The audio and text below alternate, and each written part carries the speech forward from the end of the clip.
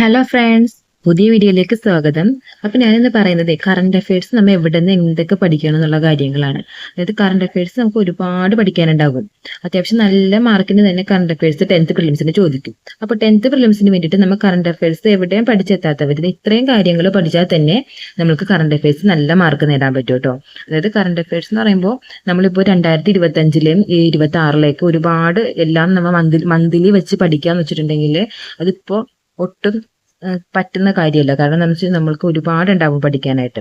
അപ്പൊ നമുക്ക് ഇത്രയും പഠിച്ചാൽ തന്നെ നമുക്ക് കറണ്ട് അഫയേഴ്സിന്റെ ഫുൾ മാർക്കും നേടാൻ പറ്റും. അപ്പൊ ഇതാണ് ഏറ്റവും പ്രധാനപ്പെട്ട കറണ്ട് അഫയേഴ്സിൽ വരുന്ന സെക്ഷൻസ് ആണ്. അപ്പൊ ഇത് മാത്രം പഠിച്ചാൽ മതി, നമുക്ക് കറണ്ട് അഫയേഴ്സ് നല്ല മാർക്ക് വാങ്ങാൻ പറ്റും.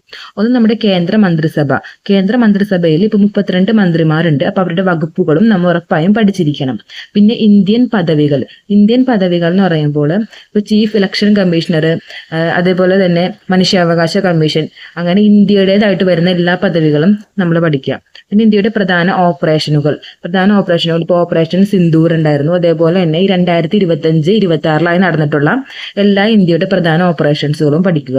പിന്നെ ഇന്ത്യയുടെ റാങ്ക് എന്ന് പറയുമ്പോൾ ഇപ്പോൾ അടുത്ത് 2025-26 വന്നിട്ടുള്ള ഇന്ത്യയുടെ മാനവ വികസന സൂചികയുടെ റാങ്ക്, അതേപോലെ ഓരോ കാര്യങ്ങളുടെ റാങ്കുകളുണ്ട്. അപ്പൊ ആ റാങ്കുകളും നമ്മൾ ഉറപ്പായിട്ടും പഠിക്കുക. അതേപോലെ ISROന്റെ ദൗത്യങ്ങളാണെങ്കിലും 2025-26 അതേപോലെ ഇനി നടക്കാൻ പോകുന്നതായിട്ടുള്ളതുമായ ISROയുടെ ദൗത്യങ്ങളെ പറ്റിയിട്ട് നമ്മൾ നല്ല രീതിയിൽ പഠിക്കുക.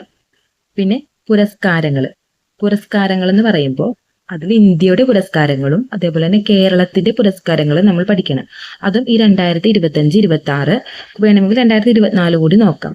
അത്രയും പുരസ്കാരങ്ങൾ നല്ല രീതിയിൽ പഠിച്ചു വെക്കാം. പിന്നെ നമ്മൾ പറയുന്നത് പുതിയ മുഖ്യമന്ത്രിമാർ എന്ന് പറയുമ്പോൾ ഇപ്പോൾ അടുത്ത ഇലക്ഷൻ നടന്നിട്ടുള്ള എല്ലാ സംസ്ഥാനങ്ങളിലെയും അതേപോലെ തന്നെ മുന്നേ ഇപ്പൊ നിലവിലുള്ള മുഖ്യമന്ത്രിമാരെ ആണെങ്കിലും നമ്മൾ പഠിച്ചു വെക്കണം. അത് ഇന്ത്യയിലെ എല്ലാ സംസ്ഥാനങ്ങളിലെയും മുഖ്യമന്ത്രിമാരെ പഠിച്ചു വെക്കുകയാണെങ്കിൽ നല്ലതായിരിക്കും. മെയിനായിട്ട് നമ്മൾ നമ്മുടെ അയൽ സംസ്ഥാനങ്ങളായിട്ടുള്ള തമിഴ്നാട് അല്ലെങ്കിൽ കർണാടക, ആന്ധ്രാപ്രദേശ് ഇതൊക്കെ പഠിക്കണം. ഒപ്പം തന്നെ ചിലപ്പോൾ നമുക്ക് നോർത്ത് ഇന്ത്യയിലത്തെ ആയിരിക്കും ചിലപ്പോൾ ക്വസ്റ്റ്യൻസ് വരുന്നത്. അപ്പൊ അതുകൊണ്ട് തന്നെ ഇന്ത്യയിലെ മുഴുവൻ സംസ്ഥാനത്തെയും മുഖ്യമന്ത്രിമാരെ പഠിക്കുന്നത് നല്ലതായിരിക്കും. പിന്നെ കേരളം പദവികൾ എന്ന് പറയുമ്പോൾ കേരളത്തിൽ ഇതേപോലെ തന്നെ സംസ്ഥാന ഇലക്ഷൻ കമ്മീഷൻ, സംസ്ഥാന മനുഷ്യാവകാശ കമ്മീഷൻ, അങ്ങനെ കേരളത്തിലെ പദവികളെല്ലാം നമ്മൾ പഠിക്കണം. പിന്നെ കേരളം മന്ത്രിമാരും വകുപ്പുകളും എന്ന് പറഞ്ഞിട്ടുണ്ടെങ്കിൽ ഇപ്പൊ കേരളത്തിൽ 20 മന്ത്രിമാരാണ് നിലവിലുള്ളത്, മുഖ്യമന്ത്രി ഉൾപ്പെടെ. അപ്പോൾ ഈ മന്ത്രിമാരുടെ എല്ലാം വകുപ്പുകൾ എന്താണെന്നുള്ളത് നമ്മൾ പഠിക്കണം. അപ്പൊ ഇതെല്ലാം പഠിച്ചു കഴിയുമ്പോൾ നമുക്ക് മറന്നു പോകുന്നുണ്ടെങ്കിൽ നമുക്ക് കോഡുകൾ ഉപയോഗിച്ച് കണക്ട് ചെയ്ത് പഠിക്കാൻ നോക്കാം. അതായത് നമുക്കിത് കാണാതെ പഠിച്ചു വെക്കേണ്ട ആവശ്യമില്ല. നമുക്ക് ക്വസ്റ്റ്യൻ പേപ്പറിൽ കാണുമ്പോൾ ഇത് അതാണെന്ന് ഐഡന്റിഫൈ ചെയ്താൽ മതി.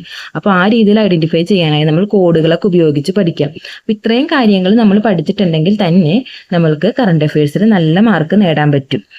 അതുകൊണ്ട് തന്നെ നിങ്ങൾ കറണ്ട് അഫയേഴ്സ് എവിടെയും പഠിച്ചെത്തിയിട്ടില്ല എന്ന് കരുതി വിഷമിച്ചിരിക്കുന്നവരാണെങ്കിൽ ഇത്രയും കാര്യങ്ങൾ ഉറപ്പായിട്ടും പഠിക്കാൻ നോക്കുക.